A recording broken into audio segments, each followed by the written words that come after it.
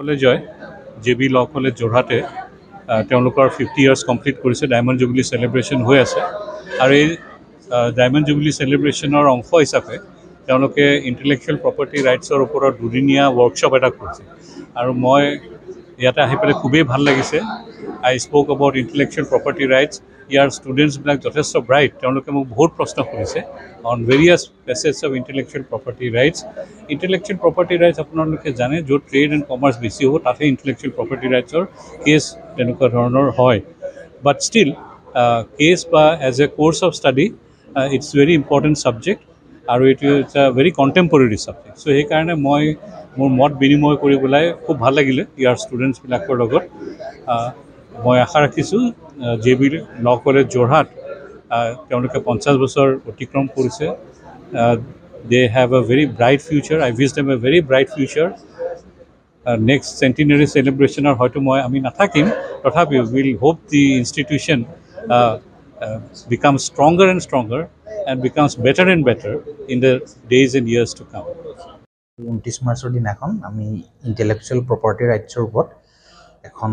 মানে কৰ্মশালা ৱৰ্কশ্বপ আয়োজন কৰিবলৈ লৈছোঁ তাতে আমাৰ মুখ্য অতিথি হিচাপে আমি আমন্ত্ৰণ কৰিছিলোঁ সুপ্ৰিম কোৰ্টৰ জাজ উজ্জ্বল ভূঞা ছাৰ তেখেতে আমাৰ আমন্ত্ৰণ ৰক্ষা কৰি তেখেত কালি আহি কাজিৰঙা পালেহি তাৰ পৰা আজি ৰাতিপুৱাই তেখেত কাজিৰঙাৰ পৰা আহি পিনি আমাৰ ঠিক 10:30 বজাত আহি যোৰহাট মানে ল কলেজত আহিলে অহাৰ পিছত তেখেত একচুৱেলি ৰিচোৰ্চ পাৰ্চন নহয় তেখেত আছিল বিশিষ্ট মানে অতিথি বক্তা তেখেতৰ সুপ্ৰিম কোৰ্টৰ মানে তেখেতৰ অভিজ্ঞতা হাই কোৰ্টৰ অভিজ্ঞতা তেখেতৰ অধিবক্তাকালৰ অভিজ্ঞতা গোটেইখিনিৰ ওপৰত তেখেতে আমাক খুব এটা জ্ঞান গৰ্ভ হাৰুৱা ভাষণ দি আমাক সকলোকে উপকৃত কৰিলে ইয়াৰ পিছত তেখেতে আহিলে আমাৰ ইণ্টাৰেকশ্যন কুৱেশ্যন আমাৰ যিটো আছে তেখেতৰ লগত এটা ষ্টুডেণ্ট আমাৰ ফেকাল্টি মেম্বাৰৰ ফালৰ পৰাও এটা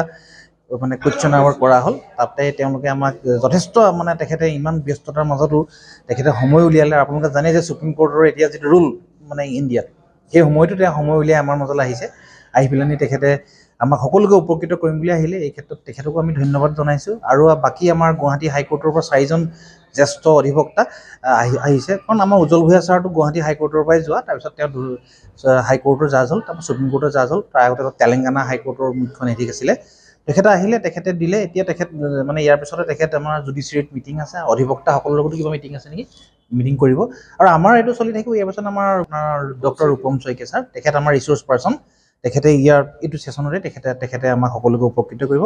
কাইলৈ আপোনাৰ অহাকাইলৈ যিটো একবাৰ শেষৰ সেশন টেকনিকেল সেশন আছে তাত আপোনাৰ আমাৰ former advocate general doctor Ramesh Borpatra Gohain sir আহিব আৰু আমাৰ এই যিখন NID যে আছে তাৰে আমাৰ এছিষ্টেণ্ট ৰেজিষ্ট্ৰাৰ দিনুমণি ঠাকুৰীয়া তেওঁ ল বেকগ্ৰাউণ্ডৰ হয় তেওঁ আহিব প্ৰায় আমাৰ 50 বছৰ আপোনাৰ 2013তে হৈছে 14তে এতিয়া 60 বছৰত সোমোৱাৰ কাৰণে এইটো তাৰ লগতে আমি সংগতি ৰাখিছোঁ কিন্তু একচুৱেলি এতিয়া আমাৰ কি হৈছে নতুন যিখন চিলেবাছ বা তেনেকুৱা ধৰণৰ IQAC ৰুল মতে বা তেনেকুৱা মতে একচুৱেলি সুপ্ৰিম কোৰ্ট হাইকোৰ্ট বা হাইকোৰ্টৰ জাজৰ লগত ইণ্টাৰেকশ্যনটো হ'ব লাগে কাৰণ আল্টিমেটলি এইটোৱে আপোনাৰ আমাৰ ছাত্ৰ ছাত্ৰীসকলক তথা শিক্ষকসকলক বহুত উপকৃত কৰিব চ' হয় আপোনাক মই কৈছোঁ তেখেতে ধৰি লওক এতিয়া ইণ্টেলেকচুৱেল প্ৰপাৰ্টি ৰাইটছ আজিৰ তাৰিখত যদি চাই যিটো গোটেই ৱৰ্ল্ডখন যিটো গ্ল'বেলাইজেশ্যনৰ যুগ সেই যুগত আপোনাৰ গোটেই ৱৰ্ল্ডখন এখন গাঁৱৰ নিচিনা হৈ গৈছে তাত যিটো টেকন'লজি বা ইণ্ডাষ্ট্ৰি এই ক্ষেত্ৰত আমাৰ হয়তো আমি অলপমান পাছ কৰি আছোঁ সেইকাৰণে ধৰি লওক আপুনি patent copyright trademark geographical indication plant variety semiconductor এই গোটেইখিনিৰ ওপৰত তাৰমানে আমি অলপমান জাষ্ট এটা মানে ষ্টুডেণ্টখিনিক যাতে আমি মানে অলপমান উপকৃত কৰিব বিচাৰিছোঁ আৰু সেইটোৱে তেখেতসকলৰ হ'ব কাৰণ 21st চেঞ্চুৰীত বিশেষকৈ আমি যিটো ইণ্টেলেকচুৱেল প্ৰপাৰ্টি ৰাইটছ সেইটো এটা নতুন গতি পাইছে তাৰমানে ধৰি লওক আজিৰ তাৰিখত আমি জানো যে আজিৰ তাৰিখত গোটেই বিশ্বখন একচুৱেলি কণ্ট্ৰল কৰি আছে আপোনাৰ মাল্টিনেশ্যনেল কোম্পানীবিলাকে টেকন'লজিয়ে ত' future belongs to the scientist এই ক্ষেত্ৰত আমি তাত যিখিনি আইনী বিষয় সেইখিনিৰ ওপৰত আমি অলপমান আলোকপাত কৰিব বিচাৰিছোঁ মহাবিদ্যালয়ৰ যিজন আগৰ মানে আমাৰ পৰিচালনা কমিটিজন চেয়াৰমেন ছাৰ তেওঁ নিজেই সুপ্ৰিম কোৰ্টৰ জাজ আছিলে কিন্তু তেখেতৰ কথাটো মোৰ বেলেগ আছিলে তেখেতৰ দেউতাকে ইয়াৰ ফাউণ্ডাৰ প্ৰিন্সিপাল আছিলে তেখেতে আমাৰ মৃত্যুৰ সময়লৈকে তেখেতে পৰিচালনা কমিটিৰ সভাপতি আছিলে কিন্তু মই যিমান দূৰ বিশ্বাস যে আমাৰ হাইকোৰ্টৰ জাজ আহিছিলে অলপ দিনৰ আগতে ঠিক আমাৰ বৰঠাকুৰ ছাৰ নৱেম্বৰ মাহত আহিছিলে কিন্তু মোৰ যদি ভুল হোৱা নাই সুপ্ৰিম কোৰ্টৰ এজন চিটিং জাজ প্ৰথমবাৰৰ কাৰণে হয়তো যোৰহাট আমাৰ অভিজ্ঞতা কি বুলি ক'ম ভাষাৰে বৰ্ণনা কৰিব নোৱাৰি আৰু তেখেতে 50টা বছৰৰ মাজতে ফাউণ্ডাৰ টিচাৰ আছিলে তেখেত মানে ইয়াত আমাৰ কলেজৰ যোৰহাট ল কলেজখন প্ৰতিষ্ঠাপক আছিল 3জন ব্যক্তি আছিলে তৰুণ গগৈ ভৰত অধ্যাপক আৰু দিলীপ শৰ্মা 3জনেই প্ৰয়াত 3জন এইটো আপোনাৰ 60ৰ দশকৰ না 61-62 চনৰ ঘটনা তেওঁলোক 3জনে নিজে আপোনাৰ প্ৰচেষ্টা লৈ আইন মহাবিদ্যালয়খন প্ৰতিষ্ঠা কৰিছিলে আৰু সেইকাৰণে দেখিছে বিল্ডিংটোত মানে 2013 চনতেই তৰুণ গগৈ ছাৰে 50 লাখ টকা দিছিলে তেখেতে হেৰি কৰিছিলে গতিকে তেখেত একচুৱেলি ফাউণ্ডাৰ টিচাৰ আছিলে তেখেত 71ত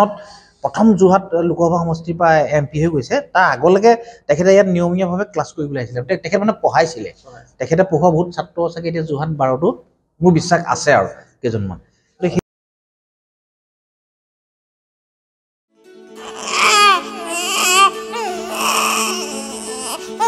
অভিনন্দন আপোনাৰ এজনী ছোৱালী জন্ম হৈছে